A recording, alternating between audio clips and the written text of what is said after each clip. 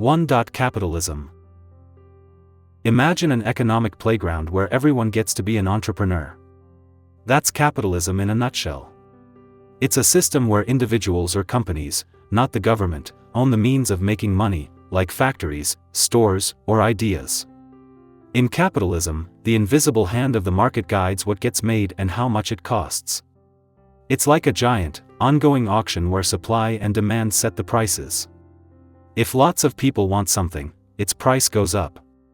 If nobody wants it, the price drops. The fuel that powers capitalism is profit. People are motivated to work hard, innovate, and take risks because they can keep the rewards. It's like planting a money tree and getting to keep all the fruit. But capitalism isn't all rosy. While it can create wealth and drive innovation, it can also lead to inequality. Some people plant huge money orchards, while others struggle to find a seed. Critics argue that capitalism puts profit over people and the planet. Supporters say it's the best system for creating wealth and improving living standards. Like any powerful tool, capitalism's impact depends on how it's used and regulated. Click subscribe to this channel to get more topics you love.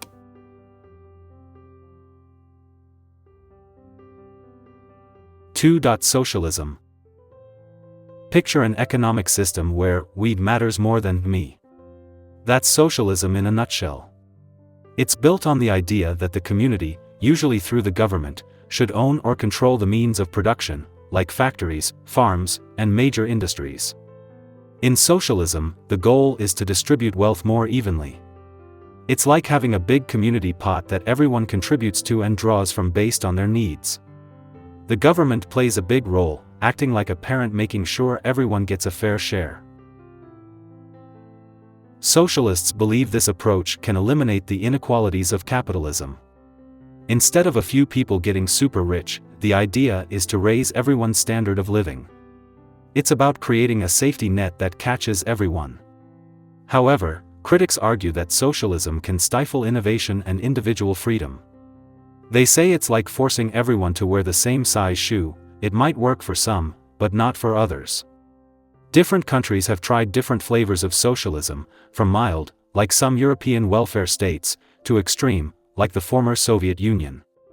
The debate over socialism's effectiveness continues to shape political discussions worldwide.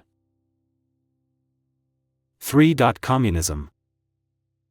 Imagine a world where money doesn't exist, and everyone works for the common good. That's the utopian vision of communism.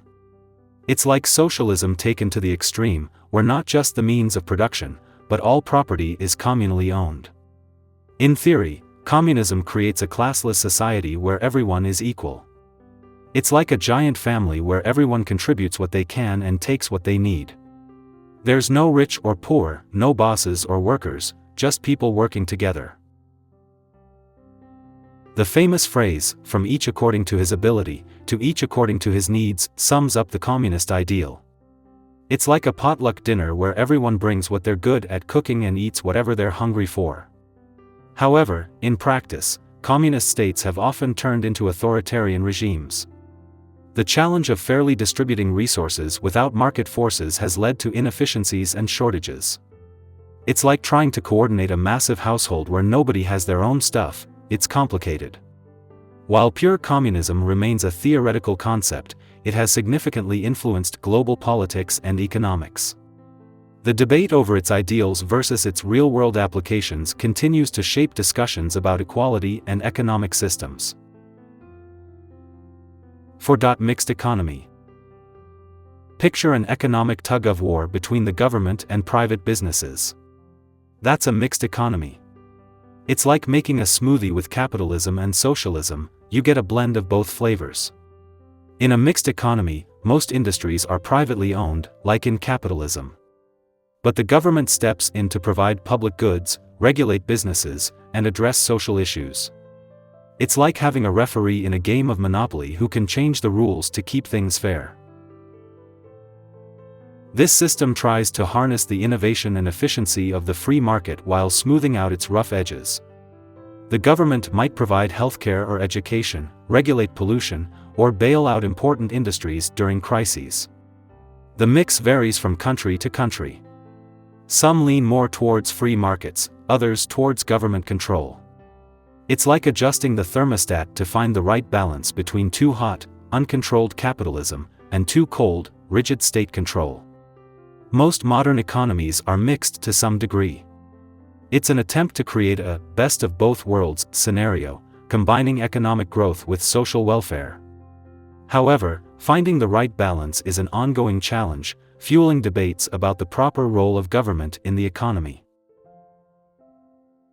5. Free market economy.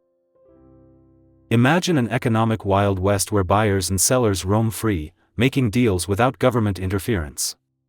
That's a free market economy in a nutshell.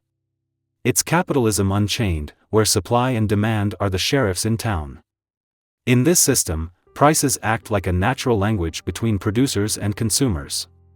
If people want more of something, prices go up, signaling producers to make more.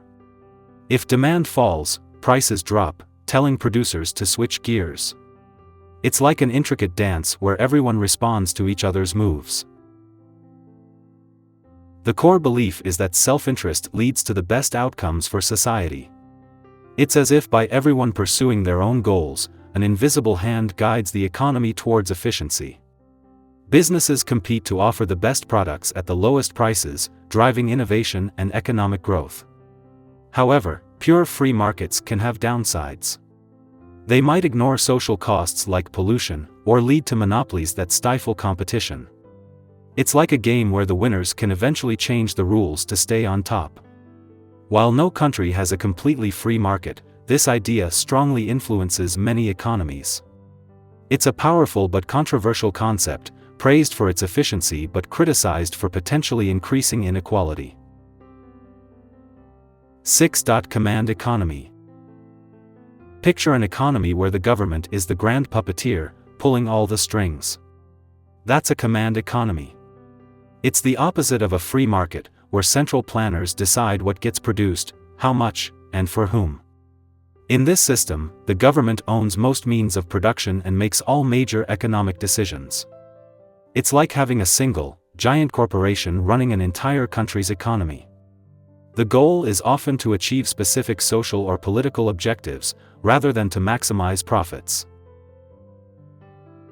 Prices in a command economy aren't set by supply and demand, but by the government. It's as if there's a master price list for everything, from bread to cars.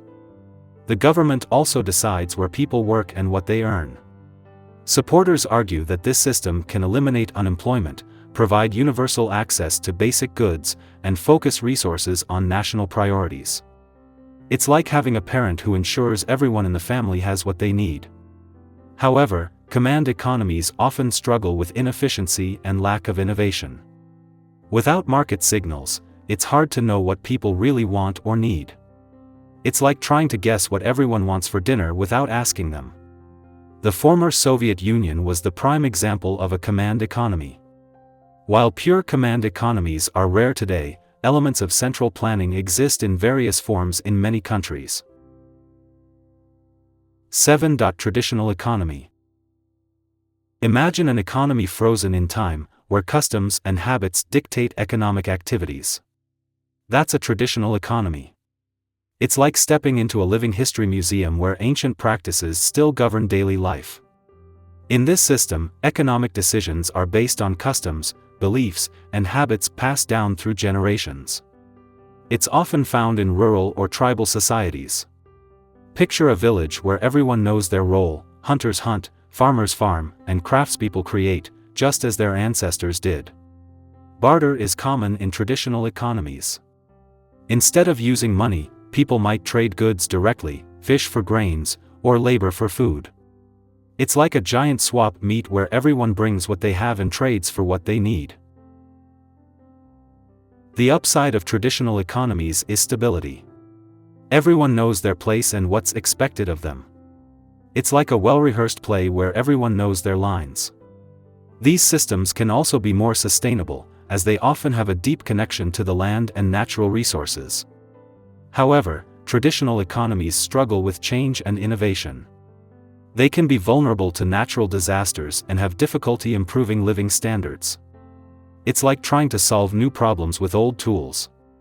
While pure traditional economies are rare today, elements of tradition still influence economic behavior in many parts of the world, especially in rural areas. 8. Market socialism. Picture a system where workers own the companies they work for, but still operate in a market economy. That's market socialism in a nutshell. It's like mixing the cooperative spirit of socialism with the competitive drive of capitalism. In this model, most businesses are owned by their workers or by the public, not by private individuals or shareholders. But unlike in traditional socialism, these enterprises compete in a market, with prices set by supply and demand. It's as if every company were a worker cooperative, all playing in a capitalist sandbox. The goal is to combine the efficiency of markets with the equality of socialism. Workers share in the profits of their labor, potentially reducing income inequality. It's like everyone getting a slice of the pie they helped bake. Advocates argue that market socialism could lead to more democratic workplaces and a fairer distribution of wealth. Critics worry it might still lead to some of the problems of capitalism, like boom and bust cycles. Yugoslavia experimented with a form of market socialism in the mid-20th century. Today, elements of market socialism can be seen in some cooperative movements and in proposals for a more democratic economy. 9. State capitalism. Imagine a capitalist system where the state is the big boss. That's state capitalism.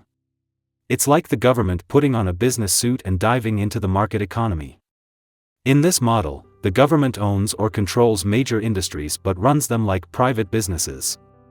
These state-owned enterprises compete in the market, both domestically and internationally. It's as if the referee in a sports game decided to field their own team while still overseeing the match.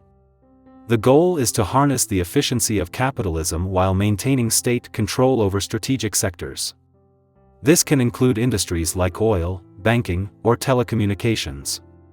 It's like the government keeping a hand on the steering wheel of the economy while letting market forces provide the engine power. Proponents argue that state capitalism can drive rapid economic development and protect national interests.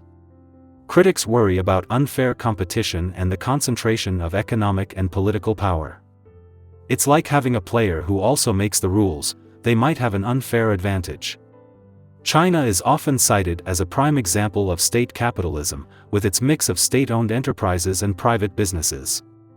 However, elements of state capitalism can be found in many countries, especially in sectors considered strategically important.